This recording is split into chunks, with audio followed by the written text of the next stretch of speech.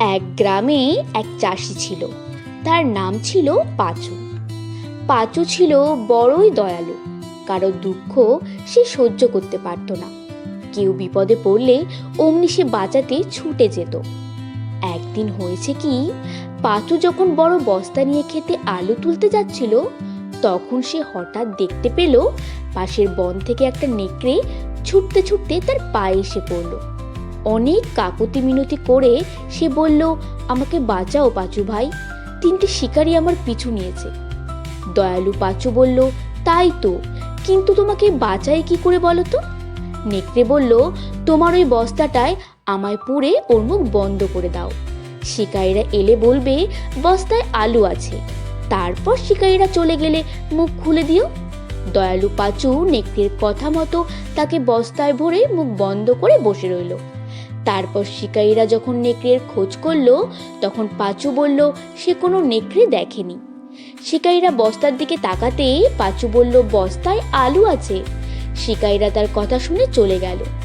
পাঁচু কিছুক্ষণ অপেক্ষা করে যখন নিরাপদ বুঝলো, তখন বস্তার মুখ খুলে নেকড়েকে ছেড়ে দিল।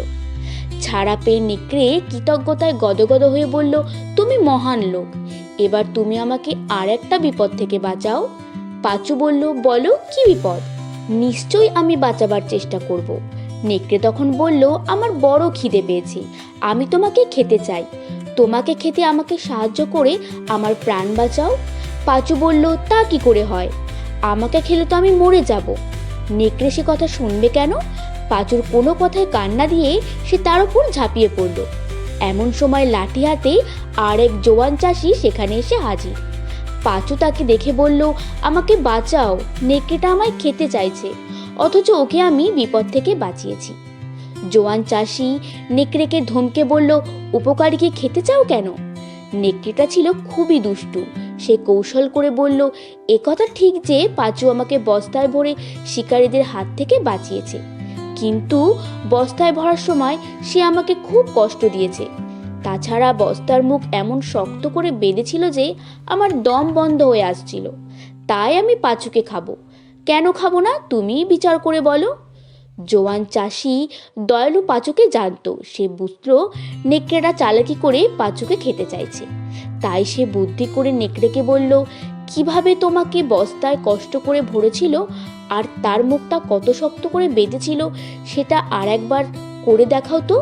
সেটা দেখেই তবেই তো বলতে পারবো পাঁচুকে তোমার খাওয়া উচিত কিনা। নেকড়ে ভাবলো, এ আর এমন কি কঠিন কাজ। সে আবার বস্তায় ঢোকার জন্য তৈরি হলো, আর পাঁচু তাকে আগের মতোই ঠেলে ঠুলে বস্তায় ঢুকিয়ে দিল। তারপর আগের মতোই বস্তার মুখ শক্ত করে বেঁধে দিল। এবার জোয়ান চাষি হাতের লাঠি দিয়ে বস্তায় ভরা নেকড়েকে উদ্যম মাধ্যম পেটাতে শুরু করে দিল। দয়ালু পাঁচু বলল, আরে করো কি, নেকড়েটা যে মরে যাবে। জোয়ান চাষি বলল, উপকারীকে যে খেতে চায় সেই বিশ্বাসঘাতককে কখনো বাঁচিয়ে রাখতে নেই। বন্ধুরা, উপকারীর যারা অপকার করে তাদের উচিত শিক্ষা দিতে হয়।